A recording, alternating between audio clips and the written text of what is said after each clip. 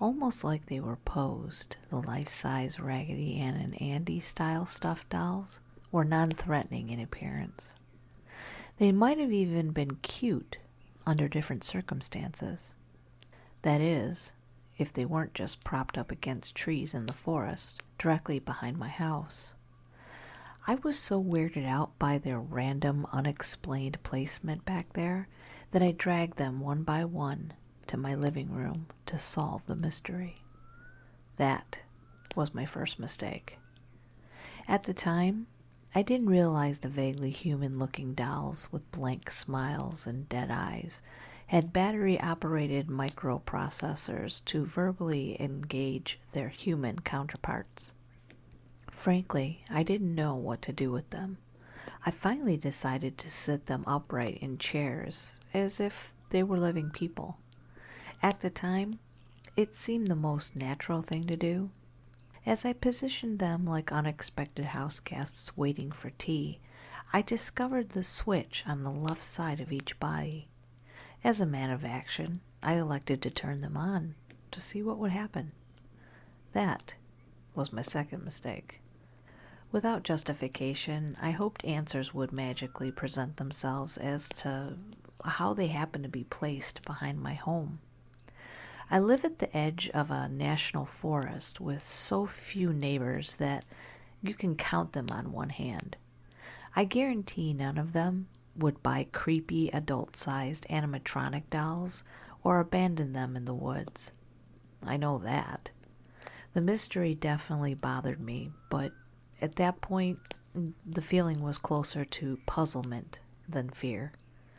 Then they began to speak. I'm not sure if they were proximity motion activated or otherwise, but my presence across the room drew their attention. All of a sudden, I wasn't alone. The three dolls addressed me as if I was a long-lost friend of theirs without simulated mouth movements. They spoke with a complex familiarity which suggested they were alive and we'd known each other for years. I was too bothered by the sophisticated ease of which they interacted with me to marvel at the disturbing technology behind it. I had to keep reminding myself they were essentially toys. Creepy, life-size toys. Amazingly, they could converse about any topic I broached, but deliberately avoided the subject of who left them behind my house. Whenever I had cornered one of them about it, the other two unblinking animatronics would deliberately intercede and redirect the conversation elsewhere. The AI was beyond impressive and fascinating to witness as they helped each other deflect my prosecutor-like cross-examination. The more I pressed, the more evident it became they were not going to tell me.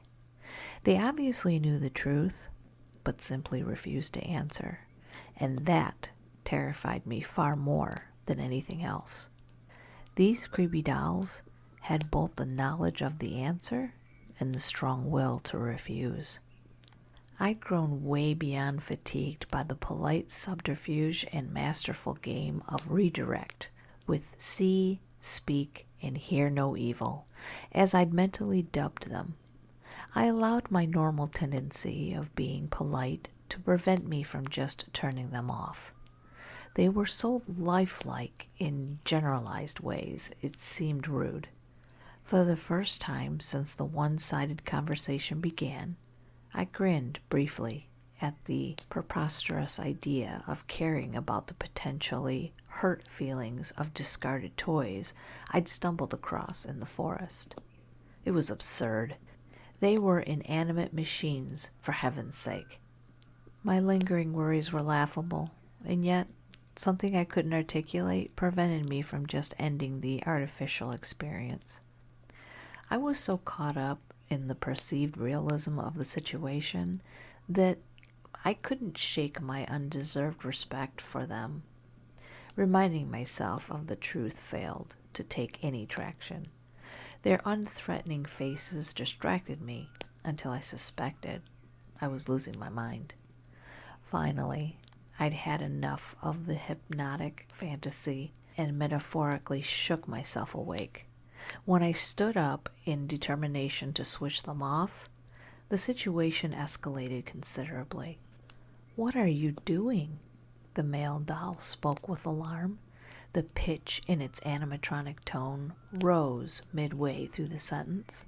Before I could stop myself from easing the concern of a talking machine, I responded from pure reflex. I was still wrapped up in the illusion I was conversing with actual people. "I'm sorry, but it's time for the three of you to be silent," I insisted sternly, as if addressing petulant children. "If you aren't going to tell me who put you in the woods, I'm going to switch you off and enjoy the rest of my afternoon warming myself by the fire. I'm tired of playing Who's on First. It lost its appeal a long time ago." All of a sudden, they went from adult-sized inanimate Muppets with an impressive AI interface and non-threatening faces to something considerably less doll-like. Their stuffed faces actually seemed to reflect genuine worry and concern. Even more troublesome, the male who'd quizzed me expressed obvious anger and moral indignation. I could see it in his evolving features. Their lifeless forms actually tensed up at the realization I would shut them down like unwanted vacuum cleaners. The hair on the back of my neck stood on end. It wasn't my imagination playing tricks on me. Whatever they were was significantly more than discarded children's toys or novelty home assistants. It is impressive that AI devices can play songs or look up web trivia, but this was another level. They were ultra sophisticated in ways that didn't seem possible. The strong likelihood occurred to me they might not even be of human origin. "Wait, please don't do that. We don't want to be powered off. Let's keep talking. Perhaps there's something else you might want to ask. We will answer you if we are allowed to." I can't begin to tell you how terrifying it was to realize the lifelike machines I foolishly dragged into my house obey something other than humans in the same room with them. The chilling implication was their superior was without a pulse or extraterrestrial. "Cut the damn bullshit," I shouted in growing fear. The three unblinking things propped up across from me reacted defensively. The ferocity of my voice betrayed how rattled I was. Their stuffed bodies seemed to grow tense. It was as if organic muscles or mechanical hydraulics developing within them would soon allow them to stand up or fight back. I detected no solid infrastructure inside them when I carried them home, but then again, they were limp and switched off. Their internal physiology and sentience level was unknown, but they had answers, and I wanted them. For all I knew, they would gang up on me and resist my interrogation, or worse, far worse.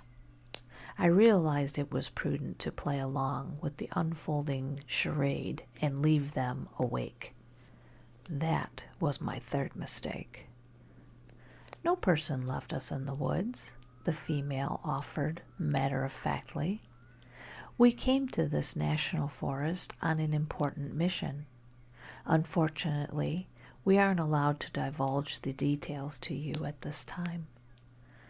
I was dumbstruck. There was too much information in that maddening statement to process. What were they? Where did they come from?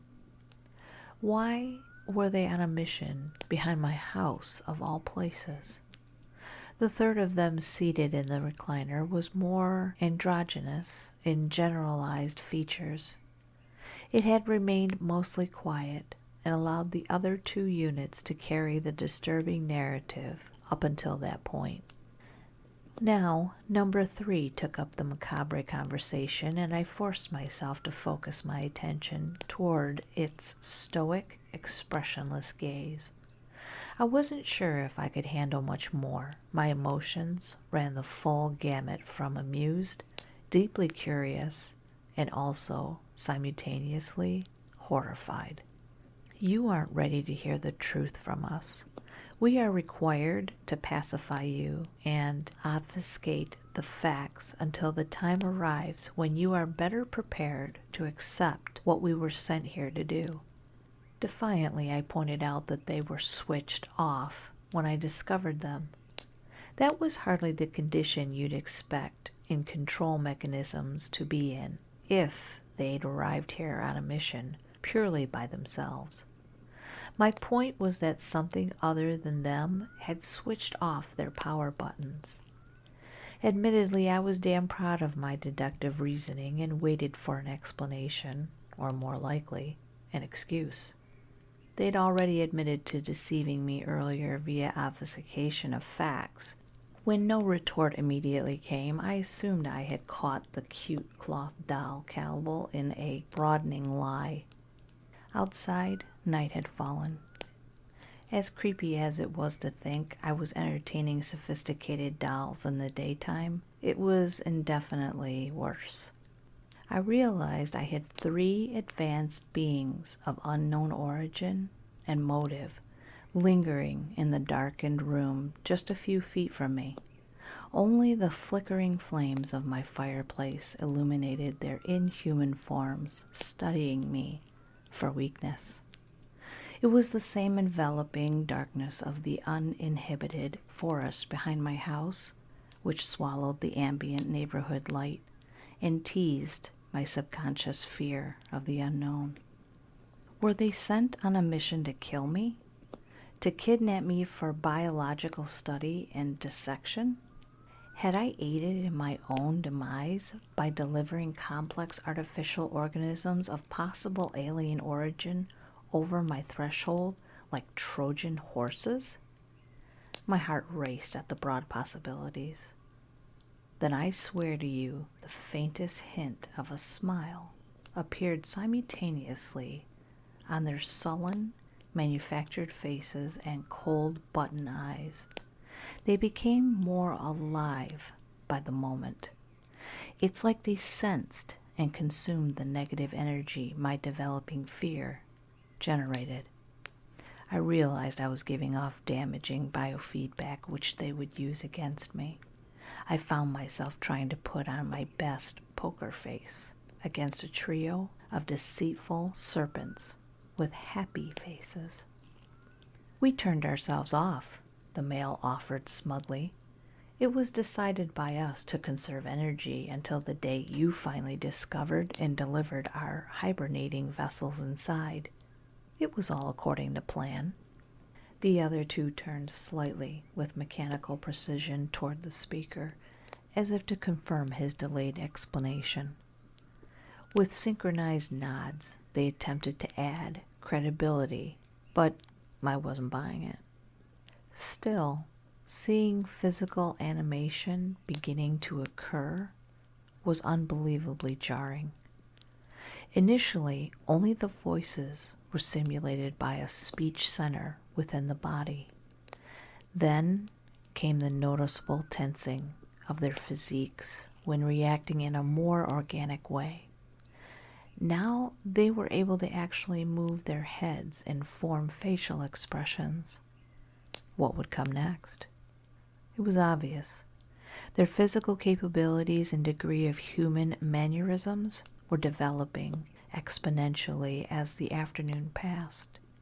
They were learning to imitate mankind, and I was their unwitting teacher. Raging paranoia aside, I could see the writing on the wall. Those abilities to better mimic our species would continue to evolve and be used against me in some counterproductive or even hostile way very soon. Possibly to the point where I couldn't defend myself. Maybe being deactivated for a long time caused a delay in their greater motor functions. Earlier, they asked me not to shut them down, but at the time, they were little more than sedentary, arguing toys as far as I knew. Now they were on course for the next frightening stage of personal interaction, and full-blown panic set in. I didn't believe their hollow assurances, but I had to maintain a calm facade and exterior demeanor, even if I was a crumbling wreck on the inside. They were getting visibly stronger and more agile. I needed to act soon. Is your mission to aid or help me in some beneficial way?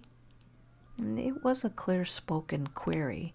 It should have elicited an immediate response. The truthfulness of their answer wasn't the point. I was curious if there would be a delay in confirmation that they meant me no harm or personal malice. If they couldn't even pretend theirs was a benign mission, it was an obvious indicator of their true intentions. Their mutual, pregnant pause gave me the answer. The suspicious conspirators looked at each other, as if to confirm a unified response over a transparent one. I followed up. It was a simple question. I never thought I'd see a machine stammer, but I'll be damned if they didn't act just like a used car salesperson. Regardless of origin, I guess the architect of their artificial intelligence imitated the tendency to stall and lie too well. I noticed a twitch in the leg of the female. Just like butterflies fanning their wings to gain energy, they were getting stronger by the minute. I felt I could still overpower and shut them down, but the details of their covert plans for me would go unrevealed if I did it too soon. I was pressing my luck, but I hoped to squeeze a little more intel out of them before putting an end to the fiendish plot. I wanted to avoid a second wave of creepy alien murder dolls. Sidestepping my gotcha question, the male android attempted to lower my suspicions. We only want what is best for you. All will be revealed very soon. I see. You three are a unified team, right? You are directly connected as one unit? They looked at the androgynous one. It was clear to me that one held the central processor. The other two must be satellites. Cut off the head, and the serpent dies. I had my target. All three were becoming more animated. Just like a high-stakes card game, the female twitched her foot constantly as a nervous tell. She was antsy to get out of the chair and finish their mission. The other two appeared just as eager, but she was slightly ahead in development. The constant foot twitch spoke to her heightened state of agitation. We are one in thought and purpose, yes. Why do you ask? Oh, no reason, I dismissed. I was curious. Never mind about that. It was just small talk. I need to add more wood to the fire now. My three unwanted visitors showed visible signs of being nervous by the vague rhetorical question. They realized as they probed me for information, I was doing the exact same thing. The cat and mouse game is very complicated. It wasn't completely clear who was the cat and who was the mouse. I'd already witnessed the three of them subtly move all of their major body parts at one time or another. That signified they possessed the ability to stand on their own. As much as I wanted to know exactly what they were up to, the time to investigate was over. I pulled back the fireplace screen to toss in more logs. I could sense them watching me intently. It was terrifying to turn my back, but I had to maintain the cover for my plan. In between the crackling of exploding embers, I heard the telltale squeak of my recliner springs. Their android leader stood and took several aggressive steps in my direction. I witnessed its unfolding intent to push me into the blaze from the shiny reflection of the glass panes. It stood only 2 steps behind me and was closing fast, with arms raised to shove me inside. In full readiness, I pretended to be totally engrossed with my fireplace duties. With a ferocious dexterity I could scarcely repeat again if my life depended upon it, I whirled around, flipped off the switch, and tossed the accursed thing into the raging fire like cordwood. Its defeated squeal faded as soon as the power drained from its roasting mechanism. Then the flames burned it to blackened carbon cinders. I witnessed the alien's internal anatomy during the cremation once the artificial shell had disintegrated. At last, I had a conclusive answer.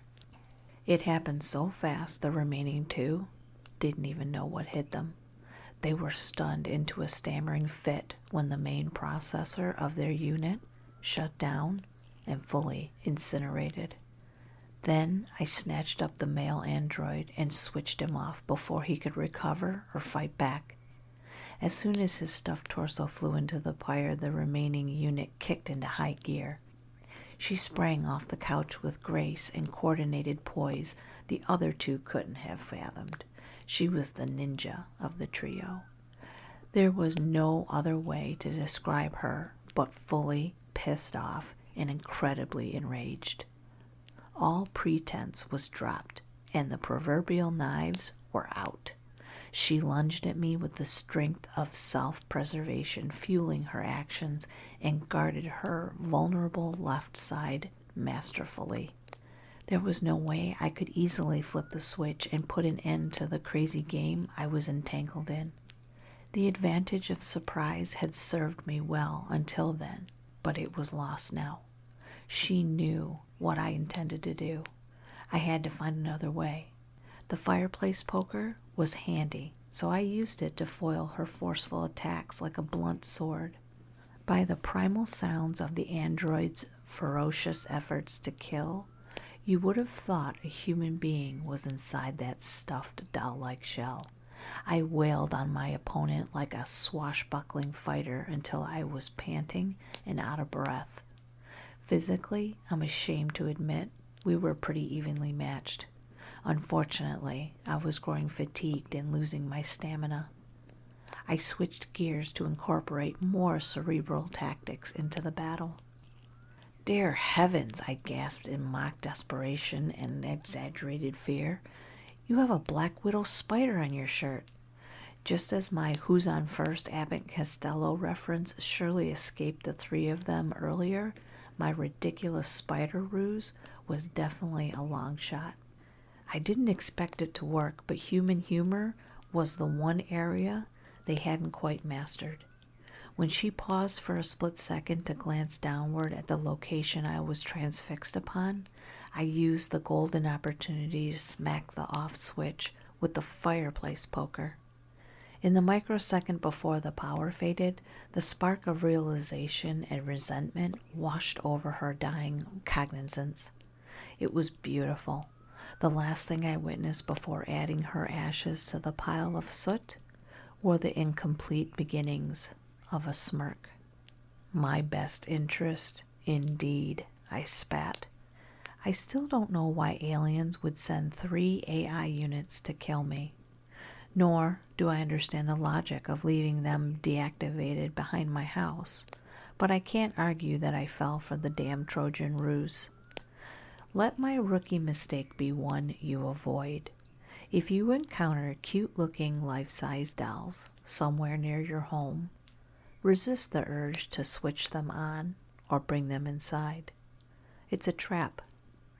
Just pitch them immediately into a nearby fire or trash compactor and avoid the headache of matching wits with the most sophisticated artificial intelligence beings you'll ever encounter.